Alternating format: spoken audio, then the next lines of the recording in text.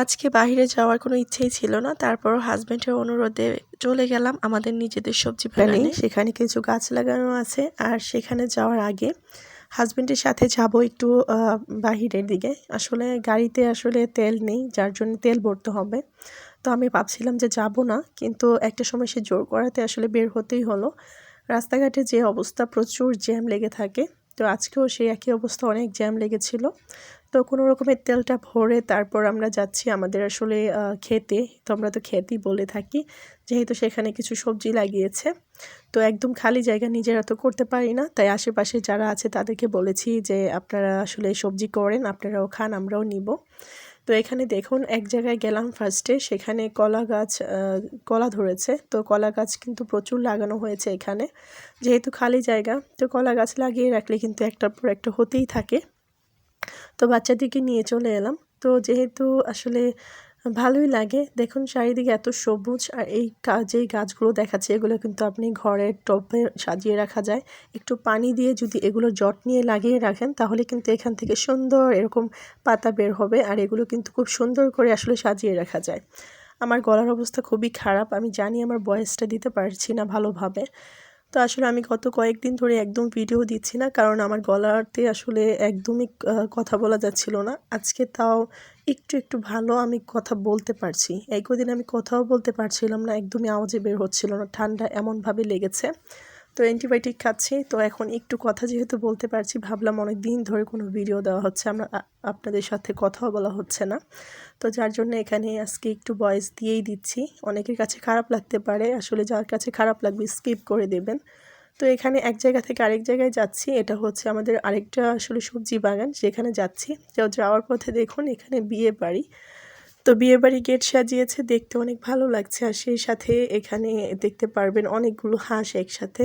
তো আমার বাচ্চারা তো আসলে এগুলো দেখতেই পারে না, কারণ আমরা তো আসলে ঘর থেকে বেরই হই না। আর এই দৃশ্য কোথায় দেখবে ওরা।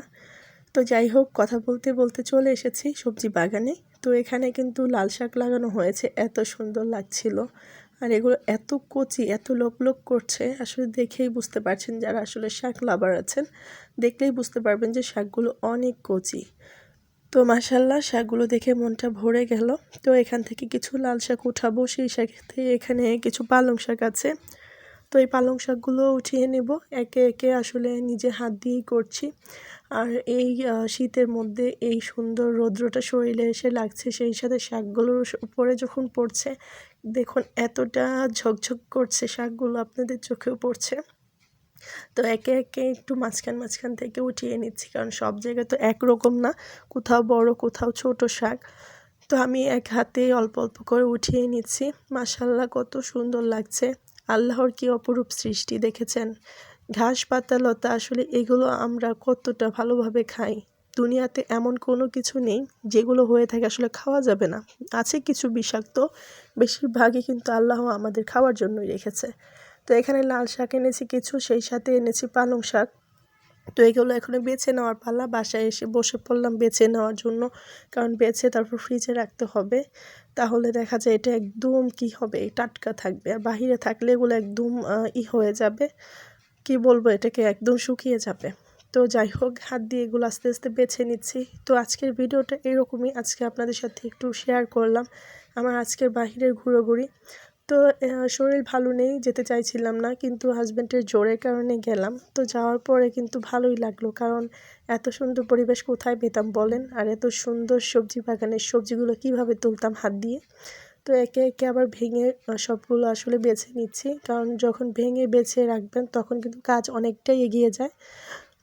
তো এইরকম শাক টাক হলে কিন্তু আমি একটু বেছে টেছেই রাখি, এতে করে পরে আর ঝামেলা হয় না। যাই হোক, আজকের ভিডিওটা কিন্তু আর বেশি একটা বাড়াবো না। আমার পরবর্তী সামনে আরও সুন্দর সুন্দর ভিডিও আসছে, সেগুলো দেখার আমন্ত্রণ রইল। আর সেই সাথে আমার ভিডিওটা ভালো লাগলে অবশ্যই একটা লাইক দিয়ে দিবেন। সেই সাথে আমাকে সুন্দর সুন্দর কমেন্ট করতে ভুলবেন না, আপনাদের কমেন্টগুলো অনেক ভালো লাগে। আল্লাহ হাফেজ।